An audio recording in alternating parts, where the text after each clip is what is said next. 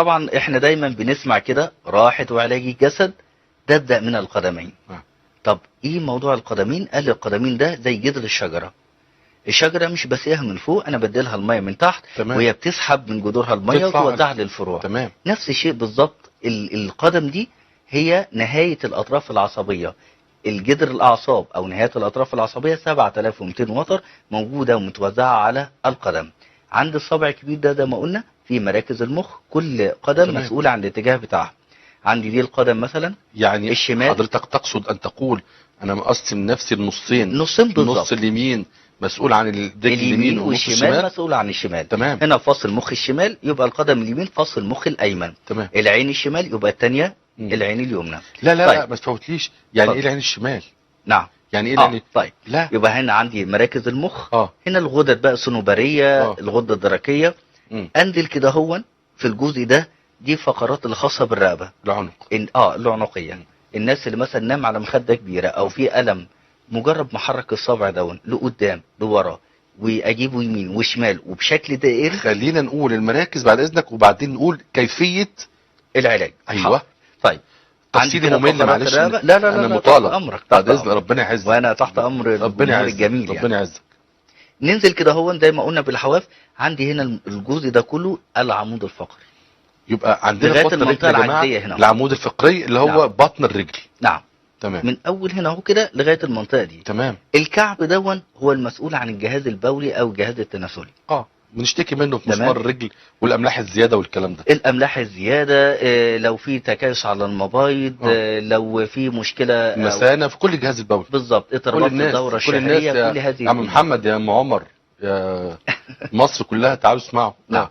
لدرجه حتى العراف او اللي هو ايام سيدنا النبي صلى الله عليه وسلم لما راحوا وكان في عراف بتاع الصحراء قالوا له احنا عايزين نعرف سيدنا محمد مشي ازاي، فمشي على الخطوات. فكانوا زمان بيعرفوا هذا العراف الأثر. يعني الاثر الاثر بالتبع. نعم. الاثر. ايوه. نعم نعم. فلقى قال هذه اثر قدم فتاه. نعم. ذهبت فتاه وعادت امراه. الله. من الاثر ما شافش بس رجليها طب لما كانها بس في الرمله. ايوه بتقول للناس ان مستوى غرس الرجل في الرمله بيقول ان هي كانت عفوا تخينه او رفيعه، فتاه او حامل. بالظبط بالظبط. تمام. فسبحان الله كان بيعرفوها. نعم. يعني ده كان علم كعلم تتبع الاثر. نعم. واللي كان جه بيه سراقه ورا النبي صلى الله عليه وسلم. صلى الله عليه وسلم. خلاص. نعم. ما شاء الله. فتح الله عليك. ربنا يبارك لك. طيب نطلع فوق تاني. هنا عندي الثلاث صوابع اللي في النص دول الاسنان والجيوب الانفيه. طب حضرتك ما قلتليش اللي في النص الاولاني. لما انا نازل تاني تحت. لا الصباع اللي في النص الاوسط، يعني احنا قلنا الصباع الكبير اللي بعديه. هنا الثلاث صوابع دول اللي بعديه احنا ثلاث يعني صوابع. هنسيب الصغير وناخد الثاني الثالث الكبير ده. احنا عرفنا مراكز المخ. تمام. احنا بناخد بقى ثلاث صوابع دول. تمام. دول فيهم الاسنان والجيوب الانفيه. تمام. يعني 2 3 4 ايوه اسنان جيوب انفيه. 1 2 3 اللي في النص. خلينا نقول للناس البسيطه صباع رقم 2 و3 و4 خاص بالاسنان والجيوب الانفيه. الصابع الاخير ده يمكن في 16 مدرسه على مستوى العالم كله بفضل الله تعالى تم اكتشافه عن طريق العبد لله. ان الصابع الاخير دون هو المسؤول عن الفك. يعني لو واحد كده بصيت على بطن القدم اعرف اذا كان خالع درس من دروس العقل ولا لا من هذا الصابع. والله. نعم. طب ما احنا عايزين نستغل وكلنا نبقى علماء ونعرف ازاي، بس برضو بعد ما نستنفذ. واحدة حاضر. اصل انت عارف نفسي يعني مش عارف، هو ده حب لله والجمهوري. اعذرني. ربنا يكرم ان شاء الله. وعندي هنا قلنا خلاص كده الاسنان والجيوب الانفيه وهنا الفك. طيب المنطقه دي هنا منطقه ايه؟ هنا الكتف. الكتف الشولدر اليمين من على هنا القدم. هنا الشمال. الكتف الشمال لان انا ماسك هنا القدم الشمال. يبقى هنا الكتف. لا انا قصدي اقول المربع الايمن في من القدم عشان الناس البسيطه. المربع الايمن من القدم مسؤول عن نعم اللي هو الكتف الشمال. الكتف الشمال بالظبط كده. بعد كده عندي الجزء ده كله يعني انا هبقى واقف نفس عدله الرجل كده. تمام تمام. لا انا لو واقف هجيب الجزء اللي فوق هنا. تمام. المنتصف دون في الجزء دون هنا هو او اللي هو الثلث الاولاني من القدم. فعندي هنا منطقه القفص الصدري، الرئتين لغايه الجزء اللي حضرتك معلم عليه ده لغايه هنا اهو. بالظبط. ده اسمه هنا مسؤوليه الجزء بتاعت القفص الصدري. بالظبط. مشاكل التنفس في النقطه هنا دي بقى بالظبط تحديدا ده الهارت القلب. القلب. الناس اللي عندها مشاكل في القلب، ضربات القلب سريعة، مجرد ما بضغط هنا ده بيعمل توازن للقلب. الناس اللي اتعرضت لجلطة لا قدر الله للقلب، مجرد ما بضغط كده ده يدوب اي تجلط دموي موجود، وده بالفعل يعني ده عملناه فعلا في احدى المستشفيات العسكرية. ودكتور جابوه وصلوا له كل الاعضاء، فكل شاشة كانت عارضة هنا المعدة، هنا الكلى، هنا الكبد، هنا البنكرياس. قال لي وري لي بقى اتحرك كل الحاجات دي ازاي من بطن القدم. وبالفعل قد كان بالظبط بلعب بلاي ستيشن يعني. تمام. طيب عندي الجزء اللي في المنتصف ده المعدة وما حول، من اول هنا المنطقة اللي عديناها من اول هنا لهنا لغاية لفوق الكعب بالظبط. المنطقة الوسطى دي يعني من القدم بايدك انت الاربع صوابع فيها يمين وشمال. ما هو برك طبعا. لا يعني التقسيمة هنقول فيها يمين وشمال، الكلى الشمال والكلى اليمين. تمام. هنا بس موجود القلب. بس احنا دلوقتي حضرتك بتقول ان احنا في القدم اليسرى، الجهة اليسرى. نعم. خلاص فيها القلب بس، لكن القدم الجزء فيها فيها منطقة الكبد بس. يعني نفس التقسيمة بالطول بتاعت الجسم. علم التشريح الاناتومي كله واحد. انا بقول لعم محمد ومعمر لا تمام، والناس حبايبي دول انا مش عايزهم يزعلوا والله البساطة كده عشان الناس كلها هو ده. ايوه بالظبط. فعندي هنا الكلى والبنكرياس والطحال والامعاء. منطقة الامعاء، وده ما قلنا الكعب هي منطقة الجهاز البولي او جهاز التناسلي. عشان كده الستات بتوع زمان كده لما الواحد يتقدم لعروسة ولا اي حاجة تروح تبص على كعب القدم. قال لك لو الكعب القدم ده احمر يبقى هي صحيا كويسة جدا. صحيا كويسه جدا من ناحيه زي مثلا لما حد يقول لك على الدكتور طلع لسانك، يقول لك ايه طلع لسان؟ لا، شكل اللسان بتاع الدم برضك فيها الرفلكسولوجي بالظبط كده، بتعرف الطحال والكبد عامل ايه. العينين زمان الدكتور ابو كشاف كده زمان قبل السماعه والحاجات دي يقول لك فتح هنا كده ويبص يعرف الطحال والكلى والكبد اخبارهم ايه. تمام. من العين. تمام. هنا حمرة الكعب بتدل على اولا ان هذه السيدة صحيحة ونفسيا وعضويا من ناحية الجهاز التناسلي. بمعنى ان الدورة الشهرية بتيجي منتظمة، ما عندهاش ريحة عرق. الله. خدوا بالكم بقى من الحتة دي يعني. طيب ايه تاني؟ ما عندهاش تكيس على المبايض. تمام. يعني ما فيش ما يمنع الحمل.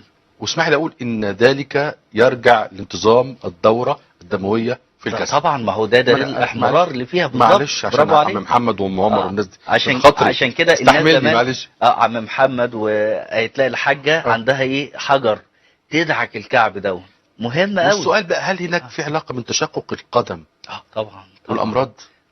التشقق ده عباره عن ايه؟ ايوه. اولا هتلاقي نسبه، لو عملنا تحاليل فحوصات طبيه تقليديه، نسبه اليوريك اسيد اعلى درجه بتتخيل. عمر سامعني حاج محمد، انا عايز دكتور سعد معلش ربنا يسامحني يعني اخد كل حاجه وانقلها لكم. كعب تشقق دليل على ان اليوريك اسيد عالي. ليه الاملاح جدا مع مسمار رجل، والدم مش واصل للمناطق المعنيه بالكلام. دي نقطه. النقطه الثانيه التشوقات، ده بيدل على ايه؟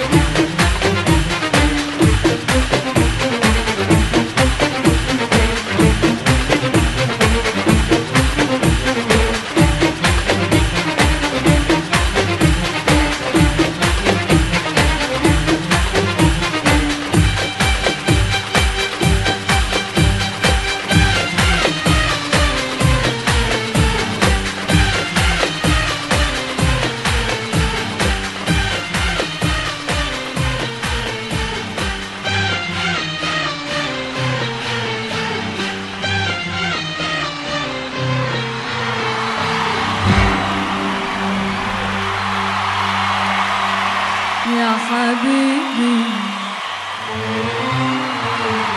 يا حبيبي يا